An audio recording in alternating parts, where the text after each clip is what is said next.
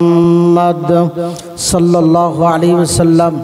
আলহামদুলিল্লাহ, যাবতীয় প্রশংসা মহান আল্লাহ পাকের, যার অফুরন্ত দয়ায় অশেষ করুণায় এই মুহূর্ত পর্যন্ত আমি আপনি আমরা সকলেই হায়াতে জিন্দেগিতে বেঁচে আছি। তিনি আমাদেরকে বাঁচিয়ে রেখে সুস্থ শরীরে পবিত্র রবিউল আউয়াল মাসের এক পূর্ণময় রজনীতে এই আল্লাহর ঘরে, এই বেহেশতের বাগানে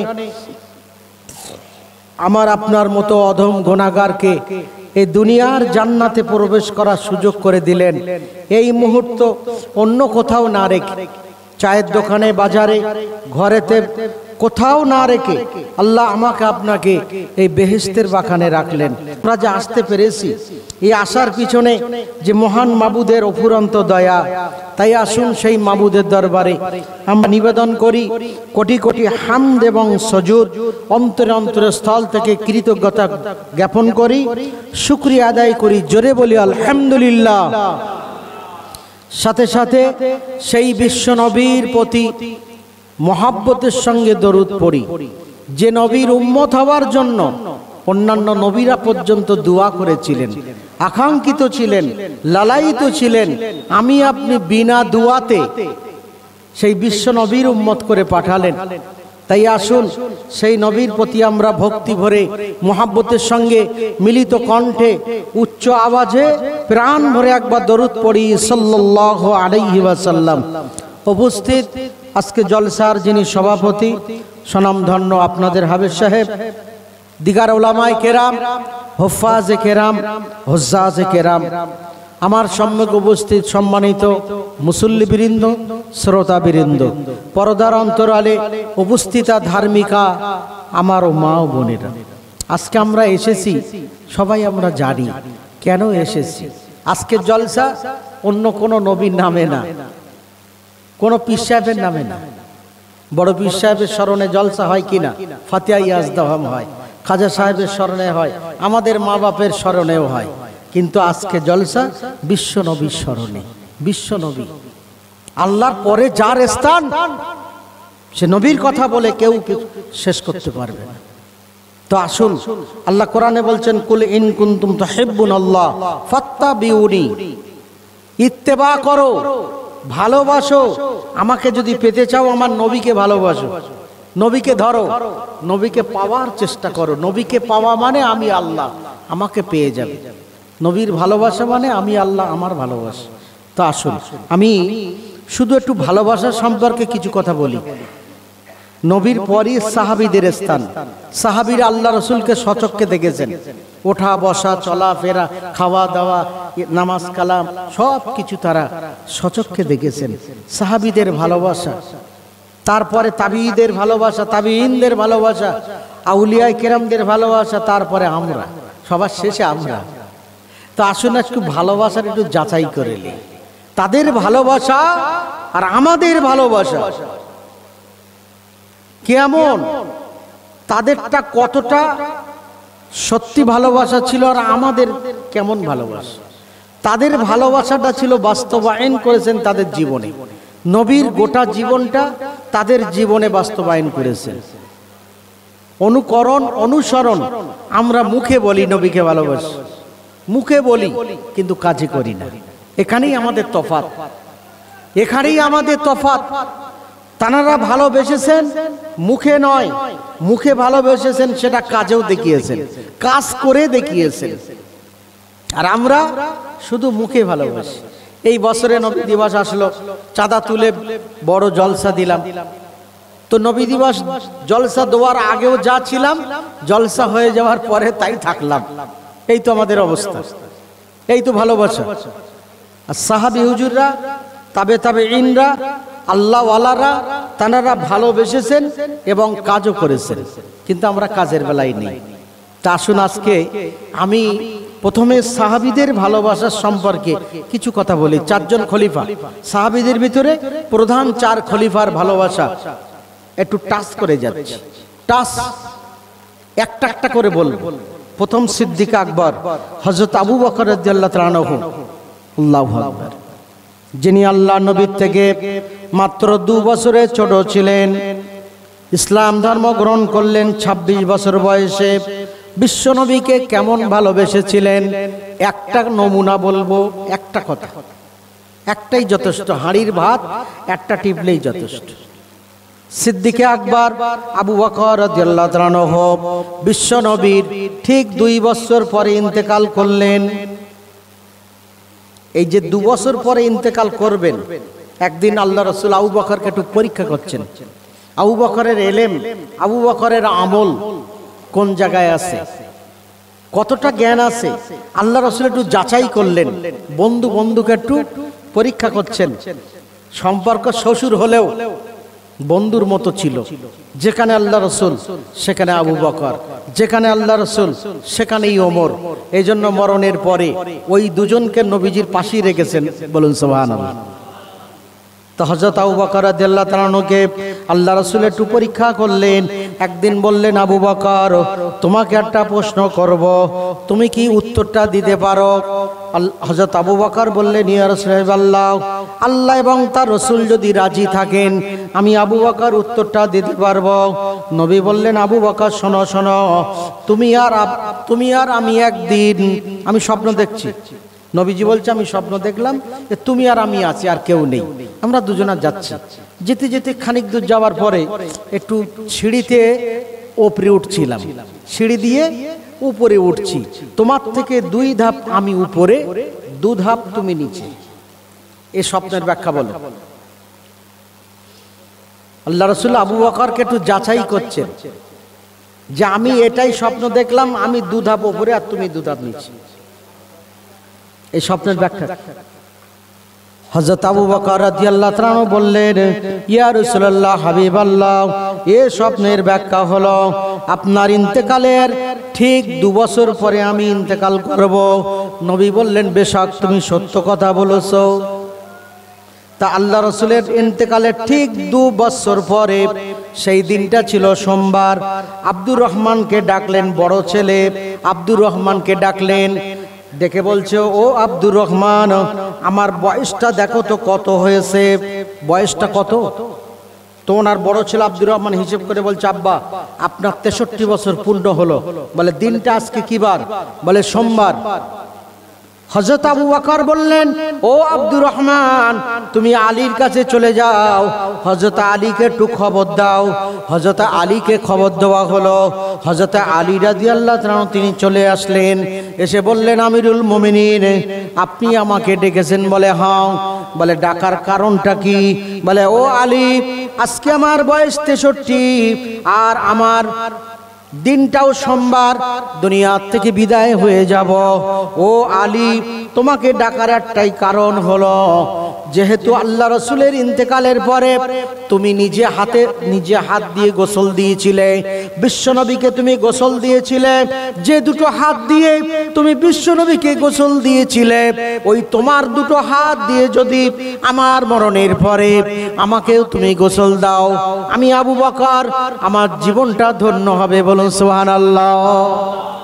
আমার জীবনটা ধন্য হয়ে যাবে। দেখেন, শুধু একটুখানি হাঁড়ির ভাত, আবু বকরের গোটা জীবনটা বললে তো কয়েক ঘন্টা সময় লেগে যাবে। নবীর ভালোবাসা, আমি ওদিকে যাচ্ছি, আমি খুব টাচ করছি একটু করে। এবারে আসুন ইসলামের দ্বিতীয় খলিফা হযরত ওমর ইবনে খাত্তাব রাদিয়াল্লাহু তাআলা আনহু, যিনি বিশ্বনবী থেকে 13 বছরের ছোট ছিলেন, ইসলাম গ্রহণ করলেন 33 বছর বয়সে। হযরত ওমর রাদিয়াল্লাহু তাআলা আনহু, আল্লাহু আকবার। হযরত ওমরের বড় পুত্র হযরত ওমর ইবনে আব্দুল্লাহ ইবনে ওমর, হযরত আব্দুল্লাহ, তিনি নিজে বর্ণনা করছেন, তিনি একদিন একটা উটের পিঠে যাচ্ছেন, উটের পিঠে। তখন কিন্তু আল্লাহ রাসূল নেই, আবু বকর নেই, ওমরও নেই, কেউ নেই। হযরত ওমর রাদিয়াল্লাহু তাআলা আনহুর পুত্র আব্দুল্লাহ ইবনে ওমর একটা উটের পিঠে যাচ্ছেন, পিছনে গোলাম বসে আছে।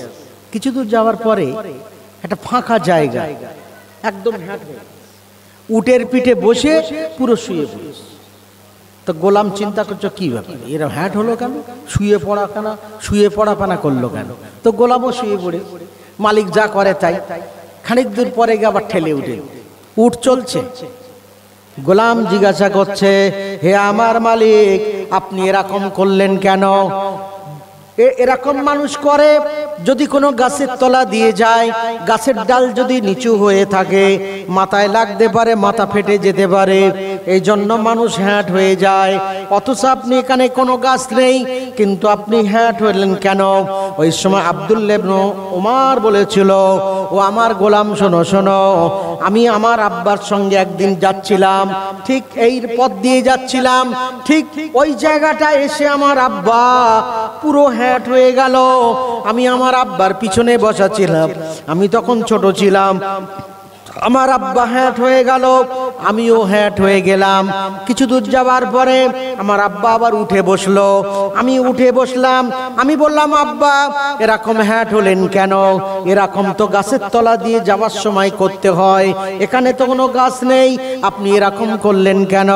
ওই সময় আমার আব্বা ওমর ফারুক রাদিয়াল্লাহু তাআলা তিনি বলেছিলেন, ও আমার বেটা শোনো শোনো, আমি ওমর একদিন আল্লাহ রসুলের সঙ্গে যাচ্ছিলাম, আল্লাহ রসুলের পিছনে আমি বসা ছিলাম, আর এই জায়গায় একটা বট গাছ ছিল, বড় একটা বট গাছ ছিল, বট গাছের ডালটা নিচে নেমেছিল, আল্লাহ রসুল ডালটা যাতে মাথায় ঠেকে যায়, তাই নবীজি পুরো হ্যাট হয়ে গেলেন, ডালটা যাতে মাথায় না ঠেকে। আমি ওমর, আমিও হ্যাট হয়েছিলাম। হে আমার গোলাম শোনো শোনো, বিশ্ব নবীর অনুসরণ আমার আব্বা করেছেন, আল্লাহ রসুলের সুন্নত আমার আব্বা পালন করেছেন, আমার আব্বার সুন্নত আমি পালন করলাম। বলুন সুবহানাল্লাহ। দেখেছেন আল্লাহ রসুল যেটা করেছেন, তখন গাছ ছিল, কিন্তু ওমর করতে গেলেন কেন? আসলে নবীর অনুকরণ, একই বলা হয় অনুকরণ, একই বলা হয় অনুসরণ, একই বলা হয় মহব্বত। হযরত ওমরের মতো মানুষ রাসূলুল্লাহ করেছেন গাছের জন্য, কিন্তু গাছ তো তখন ছিল না ওমরের জমানায়, কিন্তু ওমরও করলেন, ওমরের ছেলেও করলেন, একই আমল যা করেছিলেন। আমি শর্ট করছি, এবার আসুন ওসমান গনি রাদিয়াল্লাহু তাআলা আনহু, যিনি নবীর থেকে 6 বছরের ছোট ছিলেন, ইসলাম গ্রহণ করলেন 38 বছর বয়স। হযরত ওসমান গনি রাদিয়াল্লাহু তাআলা আনহুর জীবনীতে লেখা আছে, উনি যখন প্রথম ইসলাম গ্রহণ করলেন, ওনার চাচার কাছে মানুষ হয়েছিল, চাচার কাছে লালিত পালিত, চাচা বিরাট ধনী ছিল, ওনার চাচা এত মারা মারল, ওসমান গনিকে এত মারা মারল, রক্তাক্ত করে মাটিতে ফেলে দিল। চাচা ভাবলো ভাতিজা মারা গেছে, তাই চাচা মার বন্ধ করলো। এত মারা মেরেছে, এত মার খেয়েছে, শুধু চাচা একটাই কথা, ভাইপো তোকে মারবো না, তুই একবার কলমাটা ছেড়ে দে, তুই মুসলমান হলি কেন, ইসলাম ধর্ম গ্রহণ করলি কেন বল, বাপদাদার ধর্ম ত্যাগ করলি কেন, এখন কলমা পড়া বন্ধ কর, নবীর ধর্ম ফিরিয়ে দে, ফিরিয়ে দে, তারপরে তাহলে আমি তোকে মার বন্ধ করব। কিন্তু না, মারতে মারতে মারতে মারতে অজ্ঞান হয়ে গেছে, মরার মতো পড়ে গেছে। চাচা মনে করেছে আমার ভাতিজা শেষ হয়ে গেছে, তখন মার বন্ধ করেছে। দেখেছেন ভালোবাসা কাকে বলে? আমরা মার খেয়েছি, ওরা মার আমরা খেতে পারবো? কোনোদিন পারবো? আহা, আল্লাহ রসুল যখন মক্কা জীবনে ইসলাম প্রচার করছিলেন, প্রথমে চুরি করে রাতের অন্ধকারে ইসলামের দাওয়াত দিতে লাগলেন। 40 বছর যেই বয়স হয়ে গেল, আল্লাহ কোরআন দিয়ে দিলেন, আল্লাহ কোরআন অবতীর্ণ করলেন। বিশ্বনবী তখন রাতের অন্ধকারে ইসলামের দাওয়াত দিচ্ছিলেন, চুরি করে করে করে 4 বছর, 3 বছর অতিক্রান্ত হয়ে গেল। 3 বছরে মাত্র 39 জন কুরাইশরা ইসলাম গ্রহণ করেছে। 3 বছরে 39 জন মাত্র। আর 39 নম্বর নবীজির চাচা আমির হামজা রাদিয়াল্লাহু তাআলা আনহু। আর আমির হামজা রাদিয়াল্লাহু তাআলা আনহু ইসলাম গ্রহণ করার পরে নবীজি দোয়া করেছিলেন আবু জেহেলের জন্য আর ওমরের জন্য। আবু জেহেল আর ওমর, যে আল্লাহ এই দুজনার মধ্যে একজনকে ইসলামে দাখিল করে দেন। আমির হামজার ইসলাম গ্রহণ করার পরেই নবীজি দোয়া করেছিলেন। তো ওমর কেন কবুল হলো? ওমর যেহেতু আল্লাহ রাসূলের বাড়ি গিয়েছিল মারার জন্য, তাই ওমরকে আল্লাহ ইসলামে ঢুকিয়ে নিলেন। বলুন সুবহানাল্লাহ। মুহাদ্দিসগণ ব্যাখ্যা করেছেন, ওটা যদি আবু জেহেল যেত না, তো আবু জেহেল মানে ইসলামের মধ্যে আসে, আবু জেহেল মুসলমান হতো, ওমরের পরিবর্তে আবু জেহেল ইসলাম ধর্ম গ্রহণ করত। আল্লাহ আবু জেহেলকে কবুল করে নিতেন, কিন্তু আবু জেহেল যায়নি। ওমর আল্লাহ রসুলকে মারতে গিয়েছিল বলে আল্লাহ ওমরকে ইসলামের মধ্যে দাখিল করে নিয়েছেন। বলুন সুবহানাল্লাহ। হযরত ওমর 40 নম্বর মুসলমান। হযরত ওমর রাদিয়াল্লাহু তাআলা 40 নম্বর মুসলমান হওয়ার পরে হযরত ওমর বললেন, ইয়া রাসূলুল্লাহ, না না না, আজ চুরি করে ইসলামের দাওয়াত দেওয়া হবে না, প্রকাশ্যভাবে ইসলাম প্রচার হবে। হযরত ওমর রাদিয়াল্লাহু তাআলা কাবা ঘরের ছাদের উপরে উঠে এত জোরে নারাই তাকবীর দিয়েছিলেন, তাকবীর ধ্বনি দিয়েছিলেন, গোটা মক্কা নগরী কেঁপে গেল। আবু জেহেল, উতবা, সাইবা, আবু সুফিয়ানের অন্তরটা থরথর করে কেঁপে উঠল।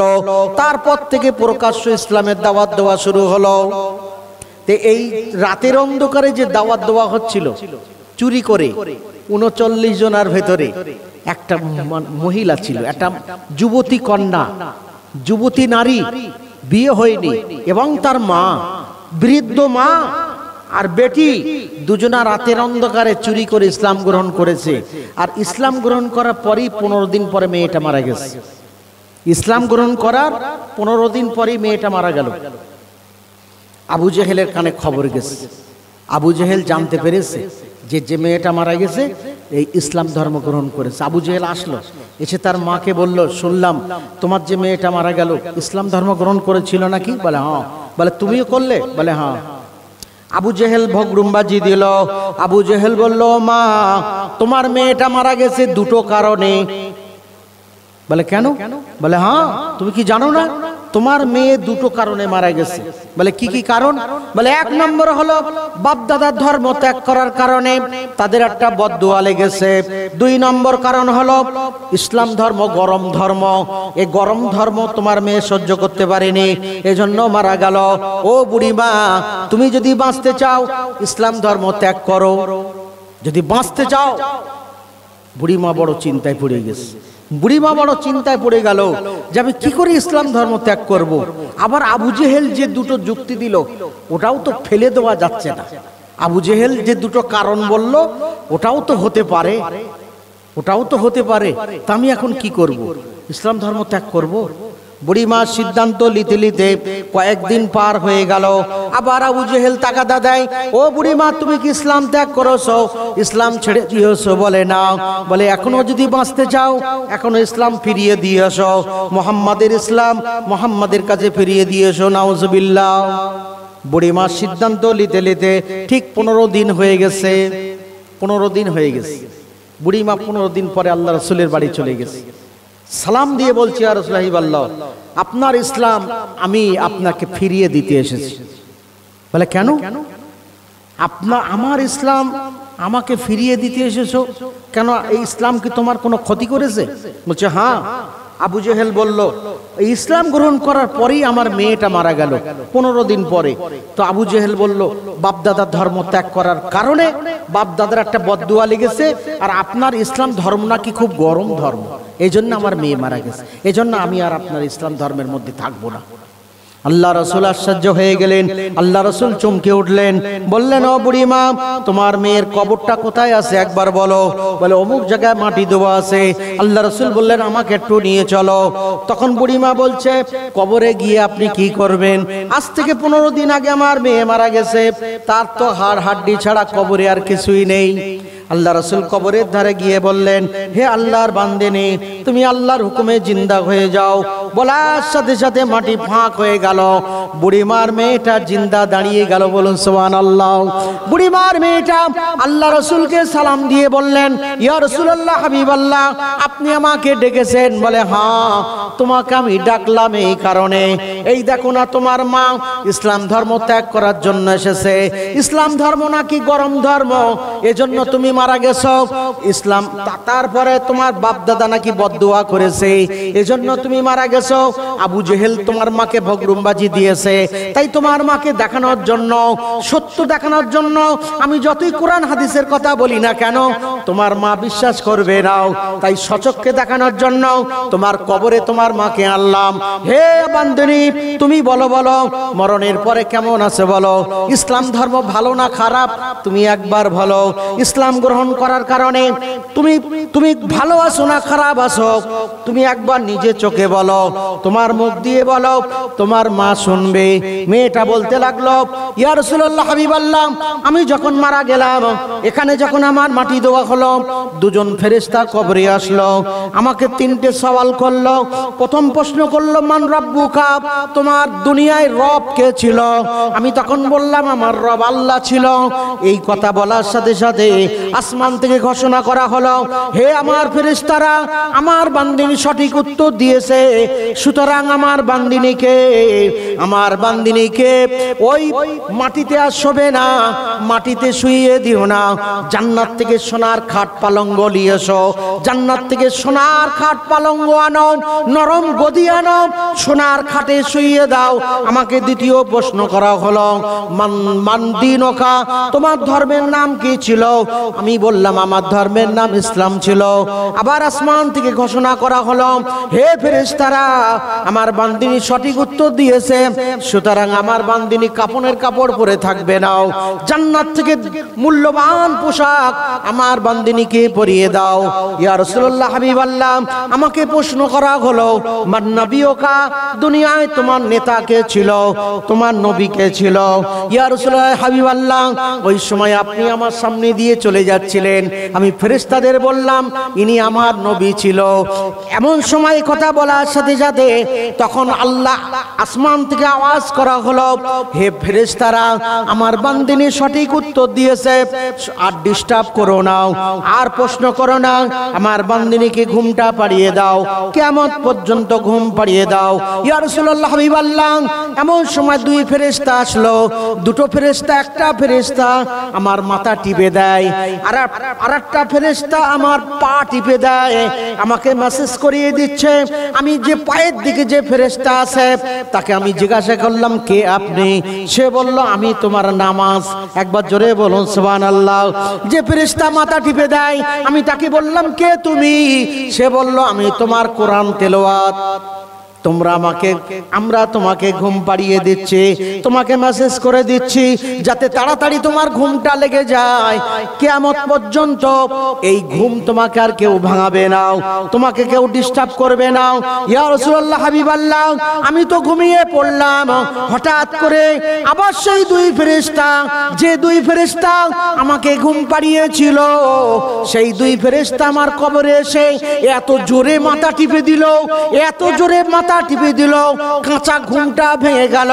আমার যেই ঘুম ভেঙে গেল, আমি বললাম, কি ব্যাপার, আপনারাই তো আমার ঘুম পাড়িয়ে দিলেন, আপনারা কেন কাঁচা ঘুমটা ভাঙালেন? ওই দুই ফেরেশতা বলল, হে আল্লাহর বান্দিনী, যে নবীর ওসিলায়, যে নবীর জন্য তুমি আজকে ইসলাম পেয়েছো, আল্লাহ রাসূলকে পেলে কবরে জান্নাত হয়ে গেল, বেহেশতের পোশাক পেলে, সোনার খাট পেলে, সেই বিশ্ব নবী তোমার কবরের ধারে এসেছে, তোমাকে ডাকছে, তুমি আর দেরি করো না, বিয়াদবি করো না, তাড়াতাড়ি তুমি উঠে পড়ো। জোরে বলুন সুবহানাল্লাহ। ইয়া রাসূলুল্লাহ বললাম, আমি তাড়াতাড়ি উঠে পড়লাম। আল্লাহ রাসূল তার মাকে বলছে, ও বুড়ি মা, এবারে বলো তোমার মেয়ে কবরে কেমন আছে বলো, তুমি কি ইসলাম ত্যাগ করবে নাকি? ওই সময় মেয়েটা বলেছিল তার মাকে, হে মা, তুমি আমার দিকে একবার তাকিয়ে দেখো মা, আমার শরীরে যে বস্ত্রটা রয়েছে, পৃথিবীর কোন রাজকন্যা, কোন রাজরানী, কোন রাজার বাদশার স্ত্রী এত মূল্যবান পোশাক পরা তো দূরের কথা, স্বপ্নেও দেখতে পাবে না। হে আমার মা, খবরদার আবু জেহেলের কথা শুনে তুমি ইসলাম ছেড়ো না, তুমি জাহান্নামী হয়ে যাবে মা। তুমি আমার দিকে দেখো, আমার যে খাটে শোয়ানো হলো, যে সোনার খাটটা হিরে জহরত মণিমুক্ত খচিত, পৃথিবীর কোন রাজা বাদশা অত মূল্যবান খাটে শোয়া তো দূরের কথা, স্বপ্নেও দেখতে পাবে না। হে আমার মা, খবরদার তুমি আর ইসলাম ত্যাগ করো না। ওই বুড়ি মাটা পুনরায় আবার বিশ্ব নবীর কাছে কলমা পড়ে মুসলমান হয়ে গেল। বলুন সুবহানাল্লাহ। আমি এটা এই প্রসঙ্গটা আসলাম, হযরত ওসমানের কথাটা ওইটা বলতে গিয়ে আমি এটা বলে ফেললাম। আসুন আমি এবার হযরত আলীর কথা বলি। চতুর্থ খলিফা হযরত আলী রাদিয়াল্লাহু তাআলা আনহু, আলী রাদিয়াল্লাহু তাআলা আনহু বিশ্ব নবীর থেকে 30 বছরের ছোট ছিলেন। ইসলাম গ্রহণ করেছেন মাত্র 8 বছর বয়স। আর একটা রিওয়ায়াতে আছে 9 আর একটা 10, ইখতিলাফ হয়েছে, মতান্তর। তখন সাবালক হয়নি। এজন্য পুরুষদের ভেতর সর্বপ্রথম ইসলাম গ্রহণ করেছে হযরত আবু বকর রাদিয়াল্লাহু তাআলা। হযরত আবু বকর, পুরুষদের ভিতরে এটা ধরা হয়, মহিলাদের ভিতরে মা খাদিজা। কিন্তু তার আগে, অনেক আগে ইসলাম গ্রহণ করেছে হযরত আলী, একদম বাচ্চা অবস্থায়। কেন হযরত আলীকে আল্লাহ রসুল কোলে করে মানুষ করেছে। আল্লাহ রসুল আলীকে নিয়েছিলেন। আবু তালেবের অনেক পুত্র বলে ছেলেদের সব ভাগ করে নিয়েছিলেন। আব্বাস রাদিয়াল্লাহু তাআলা নিলেন ফজলকে নিলেন, আর আল্লাহ রসুল হযরত আলীকে নিলেন। হযরত আলী এত বড় একটা সৌভাগ্যবান, আল্লাহু আকবার। পৃথিবীতে আর কারুর জন্ম কাবা ঘরে হয়নি যা হযরত আলীর হয়েছে। কাবার ভিতরে জন্ম, চারটিকারি কথা। ফাতেমা বিনতে আসাদ, হযরত আলী রাদিয়াল্লাহু তাআলা আম্মার নাম ফাতেমা বিনতে আসাদ। ওই সময় হযরত আলী মায়ের গর্ভে ছিলেন, আর সেই সময় মেলা হচ্ছিল। কাবাকে কেন্দ্র করে বছরে একবার মেলা হতো, লক্ষ লক্ষ মানুষ। তো হযরত আলীর মাও গিয়েছে, মেলায় বেড়াতে গেছে, আর সেই সময় পেন শুরু হলো, বাচ্চা হবে। হযরত আলীর মা চিন্তা করছে, তাই তো যেদিকে তাকাই হাজার হাজার মানুষ, লাখে লাখে মানুষ, আমার এখন বাচ্চা হবে, নিরিবিলি জায়গা কোথায় আমি সন্তান প্রসব করব? ঘুরতে ঘুরতে দেখে কাবা ঘরের দরজা খোলা আছে। কাবা ঘরের দরজা খোলা, তো হযরত আলীর মা ফাতেমা বিনতে আসাদ কাবা ঘরের ভিতরে ঢুকলেন, আর ওখানেই সন্তান হলো। হযরত আলীর জন্ম হয়েছে। কিন্তু হলে কি হবে? বাচ্চা তো কাঁদে না, আর না কাঁদলে বাচ্চা মরা। যে বাচ্চা কাঁদবে না সে বাচ্চা মৃত। এই জন্য ডাক্তার কি করে? পা উঁচু করে পিঠে বাড়ি মারে, কাঁদায়। আল্লাহ রসুল যখন ইমাম হাসানের জন্ম হলো, ইসলামের ৪র্থ হিজরিতে ইমাম হাসানের জন্ম, আল্লাহ রসুল দেখতে গেলেন, বললেন, আলী তুমি কি নাম রেখেছো? তুমি কি সন্তানের নাম রেখেছো? হযরত আলী বললেন, হ্যাঁ আমি নাম রেখেছি হরব। আল্লাহ রসুল বললেন, না এ নাম চলবে না। আল্লাহ তাআলা সঙ্গে সঙ্গে জিবরাইলকে দিয়ে নাম পাঠিয়ে দিয়েছে। হাসান আর হোসাইন এ নাম দুটো আল্লাহ রেখেছিলেন। জোরে বলুন সুবহানাল্লাহ। আল্লাহ নির্বাচন করলেন, আল্লাহ পছন্দ করে নাম পাঠালেন, জান্নাতি নাম। পৃথিবীতে তার আগে হাসান আর হোসেন বলে কোনো নাম ছিল না, ওটাই প্রথম বিশ্বে জান্নাত থেকে নাম এনেছেন। আল্লাহ পাঠিয়েছেন জিবরাইলকে দিয়ে। আল্লাহ রসুল বললেন, আলী তোমার সন্তানের আজ থেকে নাম হয়ে গেল হাসান। হাসান মানে সুন্দর, হুসাইন মানে সুন্দর। তুমি কানে আজান দিয়েছো, ডান কানে আজান দিয়েছো, বাম কানে তাকবীর দিয়েছো? হযরত আলী বললেন, না। কেন দিতে হবে? আল্লাহ রসুল বললেন, শোনো, সন্তান যখন জন্মগ্রহণ করে প্রথম কান্নাটা আল্লাহর তরফ থেকে হবে। আল্লাহ কাঁদিয়ে আমাদের জিন্দা করে দেয়, হার্ট চালু করে দেয়। দ্বিতীয় কান্নাটা শয়তানের তরফ থেকে হবে। যখন কোনো সন্তান হোক, মেয়ে হোক আর ছেলে হোক না কেন, মেয়ে আর ছেলে যাই হোক, ইবলিস শয়তান আসে, ইবলিস আসে, 10টা শয়তানকে নিয়ে আসে। 10টা শয়তানকে এনে বলে, এই হচ্ছে বনি আদম, এর জন্য আমি মানে ইবলিস হয়েছি। এই 10টা শয়তান তোদেরকে ছেড়ে দিলাম, এর কাছে মরণ পর্যন্ত থাকবি, এর সঙ্গে মরণ পর্যন্ত থাকবি, দুনিয়ায় যত শয়তানি কাজ আছে সব করাবি। এজন্য মুহাদ্দিসগণ বলেছেন যে সন্তানের কানে আজান দেওয়া হয় না, তার কাছে 10টা শয়তান থাকবে। সে বড় হলে বেনামাজি হবে, বেরোজাদার হতে পারে, মদখোর হতে পারে, সুদখোর হতে পারে, ঘুষখোর হতে পারে, চোর হতে পারে, গুন্ডা হতে পারে, ডাকাতও হয়ে যেতে পারে। যাদের কানে আজান দেওয়া আছে তারা বড় হলে হয় আলেম হবে, নাই হাফেজ হবে, নাই মাওলানা হবে, নাই ইমাম হবে, নাই মুয়াজ্জিন হবে, নাই তো আল্লাহর ওলি হবে। বলুন সুবহানাল্লাহ। আজানটা কত গুরুত্বপূর্ণ জিনিস। আমার কাছে তদবির করতে আসে প্রত্যেক দিন প্রায় 100-র উপরেই, 50, 60, 70, 80 ডেলি 8টা 10টা বাচ্চার কানে আজান দেই। মালেকা সব মানে বিয়ের বয়স হয়ে গেছে বলে, তার মানে এত বড় বড় হয়ে গিয়ে মুসলমানই হয়ে গেছে, তারপরেও দিচ্ছে আজান। দেনা শোধ করছে, আজান দিতেই হবে। কেন? আচ্ছা, মসজিদে যদি আজান না হয় আর মুয়াজ্জিন যদি ইকামত না দেয়, ইমাম সাহেব জামাত পড়াতে পারবে, নামাজ পড়াতে পারবে? কিন্তু জানাজার নামাজে অত বড় জামাত, আজানও কেন হলো না? বিনা ইকামতে, বিনা আজানে জামাত হলো কেন? জামাত হয় কেন? আল্লাহ রসুল বলছে, একা নামাজ পড়লে যে সওয়াব হয়, জামাতের সঙ্গে নামাজ পড়লে 25 গুণ সওয়াব বেড়ে যায়, তাই না? তো যার কানে আজান দেওয়া আছে, ডান কানে আজান দেওয়া আছে, বাম কানে ইকামত দেওয়া আছে, সেই ব্যক্তি যখন মারা যাবে, তার যখন জানাজা হবে, তখন ওই জানাজায় 25 গুণ সওয়াব বেড়ে যাবে। বলুন সুবহানাল্লাহ। 25 গুণ জানাজার সওয়াব বেড়ে যায়। তাহলে আজানটা কত গুরুত্বপূর্ণ জিনিস। হ্যাঁ, ডান কানে আজান হলো, বাম কানে তাকবীর দেওয়া হলো, কিন্তু নামাজ হলো না। হবে আজকে ও কথা বলতে পারলো না, যখন আজান দেওয়া হয় তো শিশু সবে জন্ম হয়েছে, ও কথা বলতে পারলো না, ও ডান কানে আজান হলো, বাম কানে তাকবীর দেওয়া হলো। এই আজানের নামাজ যেদিন হবে সেদিনও ও কথা বলতে পারবে না, শুনতে পাবে, সেদিনও শুনবে, কথা বলার ক্ষমতা থাকবে না। এই আজানের নামাজ যেদিন হবে, জানাজার নামাজ। যাই বা হোক, আমি যেটা বলছিলাম, বলতে বলতে এত দূর চলে আসলাম। হযরত আলীর জন্ম হলো, এই কথাটা মেলায় ছড়িয়ে গেল, মক্কায় ছড়িয়ে গেল। হাজার হাজার মানুষ, হাজার হাজার মানুষ দেখতে আসতে লাগলো। ফাতেমা বিনতে আসাদের মন খারাপ, ছেলে কথা বলে না, চোখ মেলায় না, কাঁদেও না, নড়েও না, চড়েও না। আল্লাহ রসুলের কানে খবরটা চলে গেল। আল্লাহ রসুলের বয়স 30 বছর, নবীজির বয়স 30 বছর। আর সেই বছরে নবীজির প্রথম কন্যা হয়েছে, মা খাদিজাতুল কুবরা রাদিয়াল্লাহু তাআলা আনহার প্রথম কন্যা হয়েছে উম্মে জয়নবের জন্ম। হযরত আলীর যে বয়স, উম্মে জয়নবের বয়স একই বয়স, একই বছরে মানে জন্ম হয়েছে। আল্লাহ রাসূল গেলেন, দেখতে গেলেন কাবা ঘরের ভিতরে।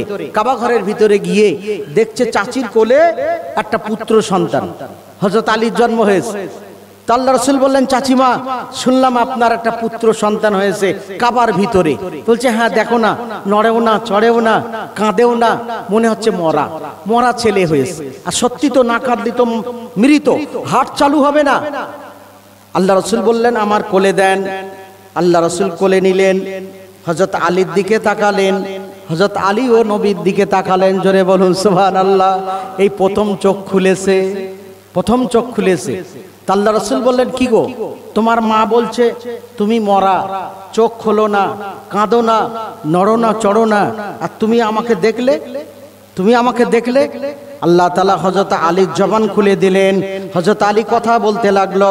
হযরত আলী বলল, ইয়া রাসূলুল্লাহ, হাবিবাল্লাহ, আমি এমন একটা ঘরের ভিতরে জন্মগ্রহণ করলাম যে ঘরের ভিতরে 360টা ঠাকুর আছে, 360টা মূর্তি আছে। আমি জন্মের পরে যদি চোখ খুলি, যেদিকে তাকাবো কোনো একটা ঠাকুরের কে আমাকে দেখতে হতো, কোনো একটা মূর্তির দিকে নজর পড়তো। এই জন্য আমি চোখটা খুলিনি আপনাকে দেখার জন্য। দুনিয়ায় আসার পরে সর্বপ্রথম আমি আপনাকে দেখলাম। জোরে বলুন সুবহানাল্লাহ। আল্লাহ রাসূল হেসে ফেললেন, এত খুশি হয়ে গেলেন, হযরত আলী রাদিয়াল্লাহু তাআলা আনহুর মুখে থুতু দিয়ে দিলেন। একবার জোরে বলুন সুবহানাল্লাহ। চুমো খেলেন, থুতু ঢুকিয়ে দিলেন। এজন্য আল্লাহ রাসূল বললেন, আলা মাদিনাতুন ইলমুন ওয়া আলিয়ুম বাবুহা, যে আমার পরে আমি হচ্ছে ইলমের শহর, সেই শহরের দরজা হযরত আলী। আল্লাহ রাসূলের পরে সবথেকে জ্ঞানী পৃথিবীতে আলীর মতো জ্ঞানী কেউ ছিল না। অথচ কোনো ইউনিভার্সিটিতে পড়িনি, বিশ্ববিদ্যালয়ে পড়াশোনা করিনি, সবথেকে জ্ঞানী। তো হযরত আলীর জামানায় একবার 10 জন ইহুদি পণ্ডিত, ইহুদি বিভিন্ন দেশ থেকে তারা এসেছে, যে আল্লাহ রসুল হযরত মুহাম্মদ সাল্লাল্লাহু আলাইহি ওয়াসাল্লাম মানে বলে গেলেন যে আমার পরে সবথেকে আলী জ্ঞানী। তো আমরা 10 জন ইহুদি পণ্ডিত পরীক্ষা করব। যে ইউনিভার্সিটিতে পড়লো না, বিশ্ববিদ্যালয়ে পড়লো না, কলেজে পড়লো না, মানে আমাদের মতো এত শিক্ষিত না, সে আবার জ্ঞানী হয় কি করে? চলো আমরা যাচাই করব, পরীক্ষা করব। 10 জন ইহুদি পণ্ডিত, বিশ্বের বিখ্যাত সবাই এসেছে হযরত আলীর দরবারে। তারা বলছে সবাই এক জায়গায় একটা মানে মাশওয়ারা করে নিয়েছে যে আমরা আলীকে একটা প্রশ্ন করব, উত্তর হবে 10টা। আমাদের 10 জনের 10টা উত্তর, প্রশ্ন একটা, উত্তর 10টা। আলী দিতে পারে কি দেখি। যদি আলী দিতে পারে তাহলে আমরা বিশ্বাস করব হযরত মুহাম্মদ সাল্লাল্লাহু আলাইহি ওয়াসাল্লামের কথা, ইসলাম সত্য, কোরআন সত্য, আল্লাহ রাসূল সত্য, আমরাও ইসলাম গ্রহণ করব। জোরে বলুন সুবহানাল্লাহ। তো 10 জন পণ্ডিত এসেছে, হযরত আলীকে একটা প্রশ্ন করেছে। প্রশ্নটা কি? যে আলী, অর্থ সব থেকে দামি না জ্ঞান সব থেকে দামি? জ্ঞানের মূল্য বেশি না অর্থের মূল্য সব থেকে বেশি? প্রশ্ন একটা, উত্তর 10টা। হযরত আলী রাদিয়াল্লাহু তাআলা বললেন, হে পণ্ডিতগণেরা শোনেন, অর্থের থেকে জ্ঞানের দাম বেশি।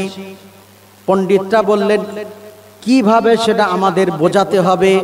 10টা উত্তর দিয়ে বোঝাতে হবে। হযরত আলী রাদিয়াল্লাহু তাআলা 1 নম্বর বললেন, অর্থ এমন একটা জিনিস, সোনাদানা টাকা পয়সা যেখানে সেখানে রাখা যায় না। আলমারি ঘরের ভিতরে রাখতে হবে, শুধু ঘরেও না আবার আলমারির ভিতরে, শুধু আলমারিতে না আবার তালাও মারতে হবে। কি গো, শুধু ঘরে রাখলে হবে? আবার ঘরেও রাখা যাবে না, আলমারিতে, তাতেও যদি তালা না দেয় তো টাকা থাকবে সোনাদানা? হযরত আলী বললেন জ্ঞান এমন একটা জিনিস যে এ কোনো সংরক্ষিত করতে হয় না, ঘরেও রাখতে হয় না, আলমারির ভিতরে রাখতে হয় না, এবং তালাও মারতে হয় না, কোনোদিন চুরি হবে না, যেখানে সেখানে রাখা যাবে। শুধু তাই নয়, টাকা 2 নম্বর হলো টাকা পয়সা। একটা লোকের যদি 1 লাখ টাকা থাকে, কি 10,000 কি 1,000 টাকা থেকে যদি সে দান করতে থাকে, প্রত্যেক দিন যদি 10 টাকা 20 টাকা করে দান করে, 100 টাকা 200 টাকা করে দান করে, একদিন দেখা যাবে টাকা আর 100 টাকা কি 1000 টাকা থাকবে না? থাকবে কি? যা ছিল তা থাকবে? প্রত্যেক দিন দান করলে তো কমতেই থাকবে। হযরত আলী বললেন যে জ্ঞান এমনই একটা জিনিস, এ যত বিলি করবে, যত মানুষের কাছে এটা বন্টন করবে, তত বাড়বে। জোরে বলুন সুবহানাল্লাহ।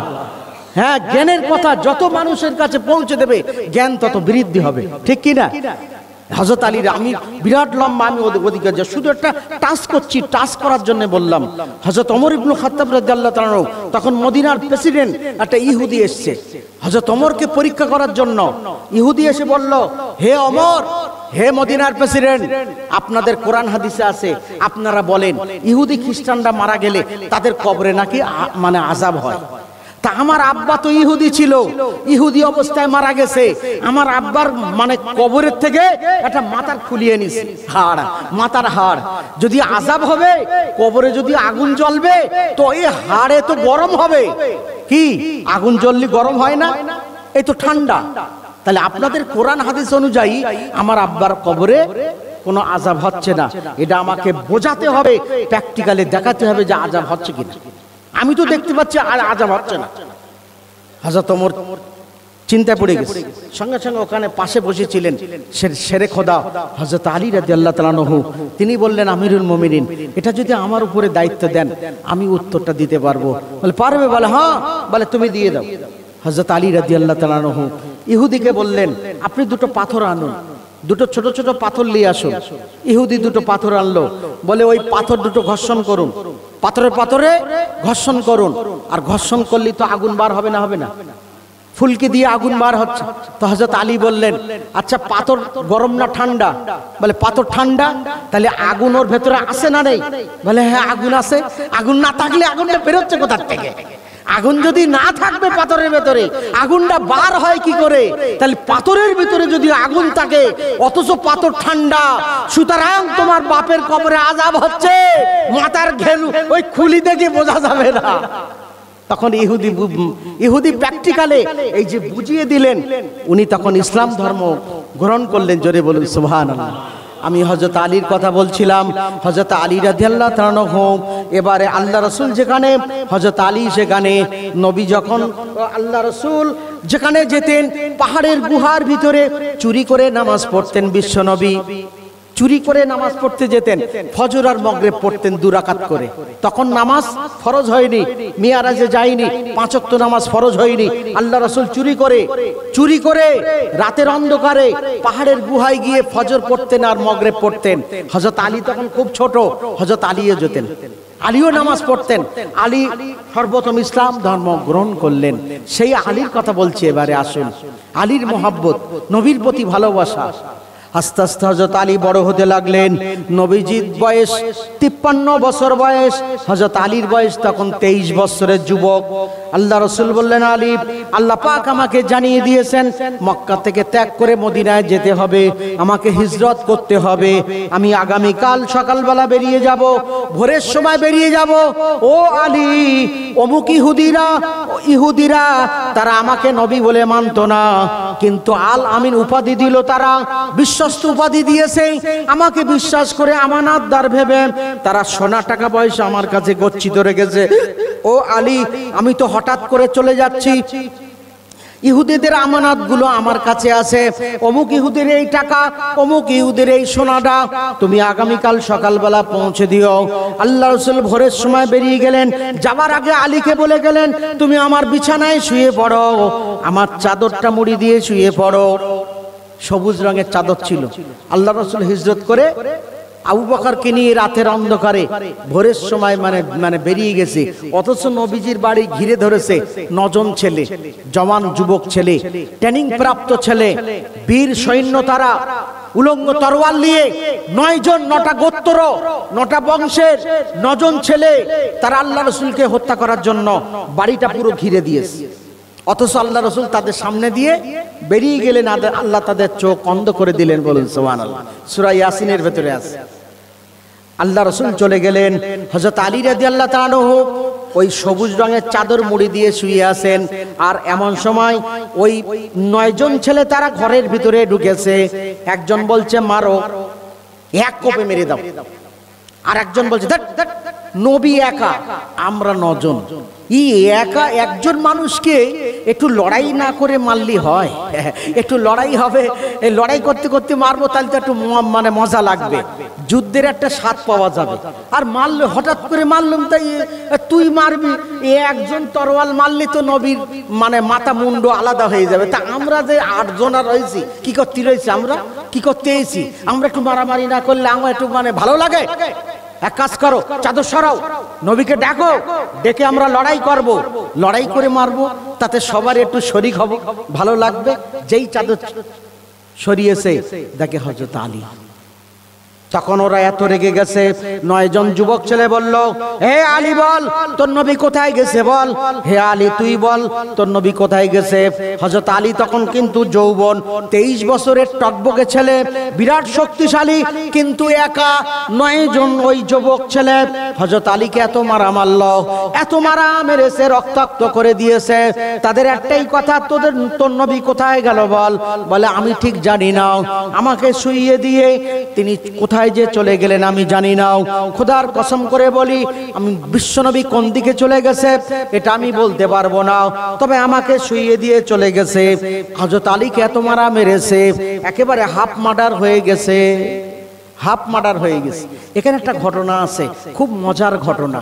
যখন আল্লাহর নবী চলে গেলেন আর আলী শুয়ে আছে, ঠিক সেই সময় আলী এবারে শুয়ে পড়েছে, নবী চলে গেছে, আর আল্লাহ জিবরাইল আর মিকাইলকে ডেকেছে।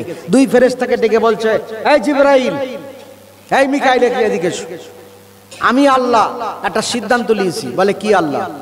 বলছে জিবরাইল, তোমার খানিকটা হায়াত কমিয়ে দেবো, মিকাইলকে দেবো, অথবা মিকাইলের হায়াত বাড়িয়ে দিয়ে তোমার হায়াত কমিয়ে দেবো, বা তোমার হায়াত বাড়িয়ে দিয়ে মিকাইলের কমাবো। আর তোমরা 2 ভাই, দুজনা, কে কমাবে কে বাড়াবে এটা আমাকে বলো, তাড়াতাড়ি বলো। মহাবিপদ, খুব চিন্তার বিষয়। তো জিবরাইল অনেকক্ষণ পরে জিবরাইল বলছে, আল্লাহ আপনি আমাদের যে হায়াত দিয়েছেন, বাড়ানোরও দরকার নেই, কারুর কমানোরও দরকার নেই। ওই সময় আল্লাহ বলেছিলেন, ও জিবরাইল তুমি মিকাইলকে কেমন ভালোবাসো, ও মিকাইল তুমি জিবরাইলকে কেমন ভালোবাসো, ও মিকাইল তুমি এ কথা বলতে পারলে না যে জিবরাইল ফেরেশতাদের সর্দার, আয় আল্লাহ আমি মিকাইল, আমার হায়াত কেটে জিবরাইলের হায়াত বাড়িয়ে দেন। ও জিবরাইল তুমি এ কথা বলতে পারলে না, আমি তো ফেরেশতাদের সর্দার, আল্লাহ তো আমার অনেক সম্মান দিয়েছে, সব থেকে সম্মান বেশি দিয়েছে, আয় আল্লাহ আমি জিবরাইল, আমার হায়াত 10 বছরের কেটে মিকাইল ভাইকে দিয়ে দেন। ও জিবরাইল এ কথা তুমি বলতে পারলে না? কিসের ভাইয়ের প্রতি মহাব্বত, কিসের ভাইয়ের প্রতি মায়া? ওই দেখো দেখো দেখো, জমিনের দিকে তাকাও, মক্কায় একবার দেখো, আমার হাবিবের, আমার দোস্তের ভাই হযরত আলীর দিকে দেখো। হযরত আলী নিজের জান বাজি রেখেছে, আমার দোস্তের বিছানাতে শুয়ে পড়েছে, মৃত্যু জেনেও, মরণ জেনেও ভাই ভাইয়ের প্রতি কতটা ত্যাগ স্বীকার করতে পারে, নিজের জান দিতে পারে। হযরত আলীকে দেখে শেখো একবার। আল্লাহ দায়িত্বহীন ভাষায় বললেন, হযরত আলীকে দেখো, মোহাব্বত কাকে বলে, ভাই ভাইকে কত ভালোবাসে, নিজের জান দিয়ে দিয়েছে। ও তো আলী জানে যে মৃত্যু অনিবার্য, 11টা মানে 9টা ছেলে মারার জন্য আসে, নবীর বিছানায় শুয়ে পড়লি তো মৃত্যু অনিবার্য। একই বলে ভাইয়ের ভাইয়ের প্রতি ত্যাগ স্বীকার করা, মহব্বত, ভালোবাসা আমার হাবিবের প্রতি হযরত আলীর। যাও সালাম দিয়ে এসো। আল্লাহ বললেন জিবরাইলকে, যাও সালাম দিয়ে এসো, আমার তরফ থেকে মারহাবা দিয়ে এসো, যাও শুভ সংবাদ দাও। জোরে বলুন সুবহানাল্লাহ। ওই সময় হযরত আলী শুয়েছিলেন। হযরত আলীর মাথার দিকে জিবরাইল দাঁড়িয়ে গেলেন, হযরত আলীর পায়ের দিকে মিকাইল ফেরেশতা। জিবরাইল এসে সালাম দিয়ে বলছে, ভাই আলী, তুমি আজকে এমন একটা মহান কাজ করেছো, পৃথিবীর ইতিহাসে আজ পর্যন্ত কেউ ভাই হয়ে ভাইয়ের ওপরে করতে পারলো না। বিশ্বনবীকে হে আলী তুমি এত ভালোবেসেছো, তোমার গুণগান আরশে আজিমে আল্লাহ করেছে, আল্লাহর তরফ থেকে তোমাকে সালাম দেওয়া হলো। জোরে বলুন সুবহানাল্লাহ। আল্লাহ রাসূল বেরিয়ে গেলেন 3 সপ্তাহ। সোমবারে রওনা হয়েছেন। সোমবারের দিন ভোরের সময়, মাঝখানে একটা সোমবার চলে গেছে, 3 সোমবারের মাথায় মদিনায় পৌঁছে গেছে। 15 দিন লাগলো। 15 দিন যখন পরে মদিনায় পৌঁছে গেলেন, মদিনায় যাওয়ার পরে এইদিকে হযরত আলী তার পরের দিন কাফেরেরা এত মারা মেরেছে, হযরত আলীর ওঠার ক্ষমতা নেই, গোটা শরীর ব্যথায় জর্জরিত। কিন্তু না না না, আল্লাহ রাসূল যে দায়িত্ব দিয়ে গেছে, অমুক ইহুদির টাকা, অমুক ইহুদির সোনা, আমাকে যতই কষ্ট হোক না কেন আমাকে তাদের বাড়িতে পৌঁছে দিতে হবে। হযরত আলী রাদিয়াল্লাহু তাআলা আনহু সকলের যার যার মাল যে যার ঘরে পৌঁছে দিলেন। রাত হয়ে গেছে, বিশ্বনবীর কথা মনে পড়ছে। হযরত আলী এত ভূভাব করে কাঁদতেছে, নবী চলে গেলেন, মক্কা ছেড়ে নবী চলে গেছি, আমি আলী কেমন করে থাকবো, আমি কোথায় থাকবো, কার কাছে থাকবো, যে নবীর কোলে মানুষ, নবী যেখানে আমি আলী সেখানে, না না মক্কায় আমি থাকতে পারবো না, আমি কেমন করে থাকবো, কেমন করে নবীকে ফেলে থাকবো। সেই রাত্রে, পরের রাত্রে হযরত আলী রাদিয়াল্লাহু তাআলা আনহু মদিনা থেকে বেরিয়ে পড়েছে, নবীর খোঁজে বেরিয়ে পড়েছে। নবীর খোঁজে সারাদিন হাঁটে, সারা রাত হাঁটে, খাওয়া না দাওয়া না, উত্তপ্ত মরুভূমির উপরে 450 কিলোমিটার রাস্তা হাঁটতে হাঁটতে আলী মদিনায় পৌঁছে গেছে। বিশ্বনবী 15 দিন পরে গেলেন। বিশ্বনবী সোমবারে মদিনায় পৌঁছে গেছেন, আর হযরত আলী রাদিয়াল্লাহু তাআলা আনহু বুধবারের দিন, অর্থাৎ 18 দিনের মাথায় মদিনায় পৌঁছে যখন গেলেন, আল্লাহ রাসূলকে জড়িয়ে ধরে আল্লাহ রাসূল যত কাঁদেন, হযরত আলী তত কাঁদেন, আল্লাহ রাসূল যত কাঁদেন, আলীও তত কাঁদেন। উভয়কে জড়িয়ে ধরে কাঁদছিলেন। এমন সময় আল্লাহ রাসূল লক্ষ্য করলেন আলী দাঁড়িয়ে আছে, কিন্তু আলীর পাশে, আলী যে বালির উপরে দাঁড়িয়ে আছে খালি পায়, ওই পাশে রক্তগুলো বেরিয়ে যায়, আলীর পায়ের ভেতর থেকে রক্ত গড়িয়ে চলে যায়। এমন সময় আল্লাহ রাসূল বললেন, আলী তোমার পায়ে দিক, তোমার পাটা একবার আমি দেখি, তোমার পাততলাটা একবার দেখি। আল্লাহ রাসূল দেখলেন হযরত আলীর দুটো পাততলা, চামড়া সব উঠে গেছে, গোশত দেখা যায়, রক্ত বেরিয়ে যায়। আল্লাহ রাসূল হযরত আলীর পা দুটো দেখে কেঁদে ফেললেন, আলী তুমি এ কি করলে, তোমার পায়ের তলায় চামড়াগুলো সব উঠে গেল কি করে? ইয়া রাসূলুল্লাহ, আল্লাহ আমি মরুভূমির উপরে হেঁটেছি খালি পায়, পাহাড়ের উপরে হেঁটেছি খালি পায়, আপনাকে দেখার জন্য, আপনাকে পাওয়ার জন্য। আমি রাত্রি 24 ঘন্টা হেঁটে হেঁটে আমার পায়ের চামড়াগুলো সব সরে গেছে, আমার পায়ে ঘা হয়ে গেছে। ইয়া রাসূলুল্লাহ, হাবিবাল্লাহ। আল্লাহ রাসূল কেঁদে ফেললেন, ঝরঝর করে কাঁদছেন। এমন সময় আল্লাহ রাসূল থুতু মোবারক দিয়ে হযরত আলীর পা দুখানা মুছিয়ে দিলেন, পুনরায় ভালো হয়ে গেল। বলুন সুবহানাল্লাহ, নারে তাকবীর। থুতু লাগিয়ে দিলেন, হযরত আলী রাদিয়াল্লাহু তাআলা আনহুর পা আগের মতো হয়ে গেল। এই 4 জন খলিফার কথা সংক্ষিপ্ত বললাম, আমি বেশি কষ্ট দেব না। হযরত আলী রাদিয়াল্লাহু তাআলা আনহু একদিন হযরতে আপনার আবু যার গফফারি রাদিয়াল্লাহু তাআলা আনহু, হযরত আবু যার গফফারি রাদিয়াল্লাহু তাআলা আনহু একদিন উনি একটা নিয়ত করেছেন, বেশ মানে অনেক দিন। আর হযরত আলী রাদিয়াল্লাহু তাআলা আনহু ওনার একদিন বেশ 6-7 দিন একটানা কাজ হয়েছে। এইরকম কাজ কখনো হয় না। ওই সপ্তাহে 1 দিন হয় তো 6 দিন হয় না, সপ্তাহে 2 দিন হয় তো 5 দিন হয় না। হযরত আলী রাদিয়াল্লাহু তাআলা আনহু, ইমাম হাসান হোসেন তখন ছোট, সংসার খুব কষ্ট করে যাচ্ছে, 2 দিন 3 দিন চুলোয় হাঁড়ি ওঠে না, হযরত আলী রাদিয়াল্লাহু তাআলা আনহু একবার মদিনায় 7 দিন একটানা কাজ পেয়েছেন, আর বেশ কিছু টাকা পেলেন, অনেকটা টাকা পেয়েছেন জীবনে। বিয়ের পরে 23 বছর হযরত মা ফাতেমার বয়স ছিল। হযরত আলীর যখন বয়স 24, কেউ লিখেছেন 25 বছর বয়সে, মা ফাতেমার 15 বছর 18 দিন, 15 বছর 18 দিন মা ফাতেমার বয়স। হযরত আলীর বয়স 24 অথবা 25। বিয়ে হলো, কিন্তু এত অভাবের সংসার। হযরত আলীর চাল ছিল, ঘর বাড়ি কিছুই ছিল না। 6 মাস ছিলেন নবীজির বাড়ি। তারপরে এক সাহাবী হুজুর হযরত আলীকে একটা জায়গা দিয়েছিলেন, একটা ঘর করেছিলেন। হ্যাঁ, তো হযরত আলী এত গরিব, এত অভাব। তো হযরত আলী একদিন 7 দিন একভাবে কাজ হয়েছে, অনেকটা টাকা পেয়েছে। কোনোদিন এরকম বিয়ের পরে এইরকম টাকা কোনোদিন আসেনি। হযরত আলী বাজারে যাচ্ছেন, মদিনার বাজারে যাচ্ছেন।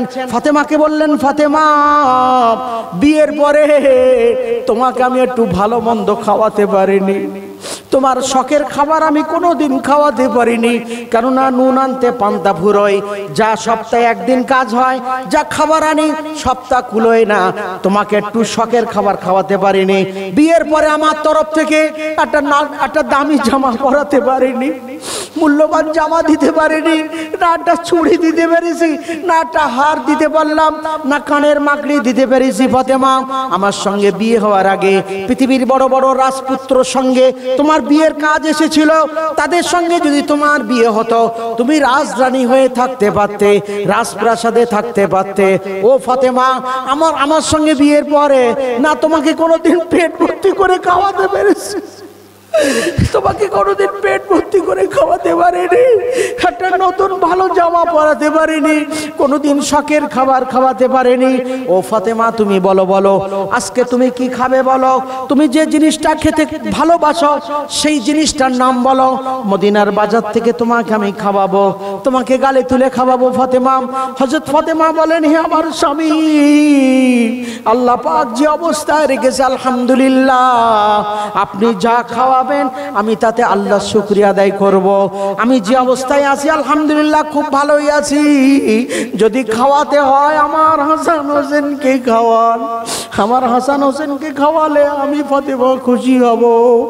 ওরা দুই ভাই কি খেতে চায় দেখেন, ওরা শখের খাবার, ওরা কি খেতে ভালোবাসে, আপনি ওদেরকে যদি এনে দেন আমি ফাতেমা আমার খাওয়া হয়ে যাবে। হযরত আলী বললেন, না না, আমি তো হাসান হোসেনের জন্য আনবো, আমি তোমার কথা বলছি ফাতেমা, তোমাকে যদি না খাওয়াতে পারি আমার বড় কষ্ট, আমার বড় মনের কষ্ট ছিল এতদিন, বিরাট আমি লজ্জিত ছিলাম ফাতেমা, আমি কষ্ট পাচ্ছিলাম, কষ্ট পাচ্ছি ফাতেমা, তোমাকে সন্তুষ্ট করাতে পারলে, তোমার পছন্দনীয় খাবার আমি তোমার মুখে খাওয়াতে পারলে আমার জীবনটা ধন্য হবে। ও ফাতেমা, তুমি ওরম কথা বলো না, তুমি কি খেতে ভালোবাসো বলো, একবার নাম বলো। আমাদের মেয়েরা, আমাদের স্ত্রীরা অনেক সময় স্বামীকে বলে, বাজারে যাচ্ছ একটু তেলে ভাজা দিয়ে এসো, একটু আঙ্গুর ফল, কেউ ভালোবাসে একটু শসা, কেউ বেদানা, কেউ নাশপাতি, কেউ ডালিম ফল, এক একজনা, কেউ এটা লেসো, কেউ মিষ্টি লেসো, কেউ রসগোল্লা, এক একজনার মানে পছন্দ এক একটা। তো হযরত ফাতেমা তখন শেষের বেলা বলছে, হে আমার স্বামী, আমি একটা ফল খেতে খুব ভালোবাসি, কিন্তু আপনার এই অভাব দেখে আমি কোনোদিন চাইতে পারিনি। আপনি বারবার যখন বলছেন আপনি খাওয়ালে আপনি খুশি হবেন, আর যেহেতু স্বামীর পদতলে স্ত্রী জান্নাত রয়েছে, আপনি খুশি মানে আল্লাহ খুশি, তা আমি একটা আনার ফল খেতে ভালোবাসি, আমি আনার ফল খেতে খুব ভালোবাসি। মা ফাতেমা বললেন, মানে আমরা যেন ডালিম বলি বা বেদানা। হযরত আলী বাজারে চলে গেলেন, মদিনার বাজারের সেরা ফল, সেরা ডালিম ফল কিনলেন, সুন্দর সব থেকে দামি, কিনে বাড়ি আসছিলেন। এমন সময় প্রতিমধ্যে এক ভিক্ষুক রাস্তার ধারে বসে বসে ভিক্ষা করছে। হযরত আলীকে দেখতে পেয়ে বললেন, ভাই আলী, আজ 3 দিন ক্ষুধার্ত অবস্থায় আছি, কিছুই খাওয়া হয় না। ও আলী, তোমার কাছে যদি কোনো খাদ্য খোরাক থাকে তুমি আমাকে খাইয়ে দাও। 3 দিন ক্ষুধার্ত আছি, হেঁটে হেঁটে চলার ক্ষমতা নেই, কোথাও যে ভিক্ষা করতে যাব সে শক্তি নেই, 3 দিন খাওয়া না, তাই বসে বসে আছি, উঠে দাঁড়াবার ক্ষমতা নেই, কোথাও যাবার ক্ষমতা নেই। আমি আজকে না খেতে পেলে, না খাওয়া হলে মনে হয় মারা যাব। হে আলী, যদি তোমার কাছে খাবার থাকে তুমি আমাকে একটু খেতে দাও। হযরত আলী চিন্তা করছে, একদিকে আমার ফাতেমার পছন্দনীয় খাবার, আর একদিকে এক ক্ষুধার্ত আল্লাহর বান্দা ভিখারি। এই খাবারটা আমার ফাতেমার থেকে ভিখারির প্রয়োজন বেশি। আমার ফাতেমার খাওয়াটা হচ্ছে শখের খাওয়া, আনন্দের খাওয়া, আর এর হচ্ছে খিদের খাওয়া, খিদে জোড়ানো খাবার। না খেলে হয়তো মারা যাবে। ওই ডালিমটা ফাতেমার প্রিয় খাদ্যটা ওই ভিখারিকে দান করে দিয়ে বাড়ি চলে এসেছে। মনটা খারাপ, চেহারাটা খারাপ। ফাতেমার কাছে বাজারের ব্যাগটা দিয়ে ঘরের ভেতরে বসে চোখ দিয়ে টক টক করে পানি পড়ছে। হযরত আলী কাঁদছে বসে বসে। এমন সময় ফাতেমা ঘরে ঢুকলেন, ঢুকে বলছে, স্বামী কাঁদছেন কেন? আপনার কি শরীর খারাপ নাকি? কি হয়েছে আপনার? হযরত আলী বললেন, আমার শরীর খারাপ না, মনটা খারাপ। বলে কেন? বলে ফাতেমা, তোমার জন্য মদিনার সেরা ফল কিনেছিলাম, তোমাকে গালে তুলে খাওয়াবো, আমি লজ্জিত ফাতেমা, আমি তোমাকে খাওয়াতে পারলাম না। ফাতেমা, তুমি আমাকে ক্ষমা করো। এই কথা বলার সাথে সাথে ফাতেমা বললেন, খবরদারও কথা বলবেন না, আমাকে লজ্জিত করবেন না কথা বলে। আপনি ফলটা কি করলেন? বলে একটা ক্ষুধার্ত ভিখারিকে 3 দিন খাওয়া হয় না, তাকে আমি দিয়ে দিলাম ফাতেমা। ফাতেমা বললেন, হে আমার স্বামী, ওই ফলটা আমি খেলে যতটা না খুশি হতাম, আপনি 3 দিন ক্ষুধার্ত বান্দাকে দিয়েছেন, আমি ফাতেমা তার থেকে অনেক খুশি হয়ে গেলাম। একবার জোরে বলুন সুবহানাল্লাহ। এমন সময় ওই পাঁচিলের দরজায় কে যেন ঘা দেয়, দরজায় ঘা দিচ্ছে। হযরত আলী বললেন, দুপুরবেলা কে আসলো আমার বাড়ি? দরজা খুলে দেখে আবু যার গফফারি। হযরত আবু যার গফফারি দাঁড়িয়ে রয়েছে।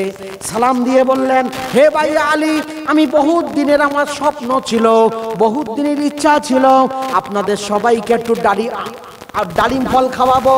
আমারও অনেকদিন টাকা পয়সা কাছে আসছিল না, আজকে অনেকটা টাকা পেলাম, তাই আপনাদের সবার জন্য এক ব্যাগ ভর্তি আনার কিনে আনলাম, আপনি এটা গ্রহণ করুন। একবার জোরে বলুন সুবহানাল্লাহ। হযরত আলী ওই সেই ফল, যে ফল ফাতেমা খেয়েছিল, আনার ফল, বললেন, ও ফাতেমা, দেখো দেখো, একটা আনার ফল দিলাম, আল্লাহ কতটা আমাদের দিয়ে দিয়েছে, ফাতেমা খাও। ও হাসান হোসেন খাও। আচ্ছা ফাতেমা, ফলটা গুনে দেখো।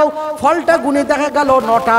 হযরত আলী বললেন, ফল আমাদের না, শিগগিরই ব্যাগে ভরে দাও, 9টা ফল তো আমাদের হবে না, আমি দিয়েছি একটা, আল্লাহ তো 10টা দেবে, এতে 9টা, এ ফল আমাদের না, শিগগিরই ব্যাগে ভরো। হযরত আলী রাদিয়াল্লাহু তাআলা ফলটা নিয়ে আবু যার গফফারির কাছে দৌড়ে গিয়ে ধরে বললেন, ভাই, এ 9টা, এ ফল আপনি আমাদের জন্য আনেননি, এ ফল আপনি অন্য কোথাও নিয়ে যাচ্ছিলেন। বলে হযরত আবু যার গফফারি বললেন, ভাই আলী, খোদার কসম করে বলি, আপনাদের জন্য কিনেছিলাম, তাই আপনাদের দিয়ে দিলাম। হযরত আলী বললেন, আমাদের যদি হবে তাহলে তো 10টা থাকার কথা, আপনার ব্যাগে তো 9টা ছিল। আবু যার গফফারি বললেন, ভাই আলী, খোদার কসম করে বলি, আমি 10টা ফল কিনেছিলাম, একটা ব্যাগে জায়গা ধরছিল না, তাই আমার পকেটের ভিতরে রয়েছে, এই লীলান 10টা ফল নিয়ে যান। একবার জোরে বলুন সুবহানাল্লাহ। আমরা দেবো 1, আল্লাহ কত দেবে? আল্লাহ কত দেবে? দেবেন তো নাকি? বিশ্ব নবী স্মরণে জলসা, কত দেবেন? চিন্তা করে ভাবেন।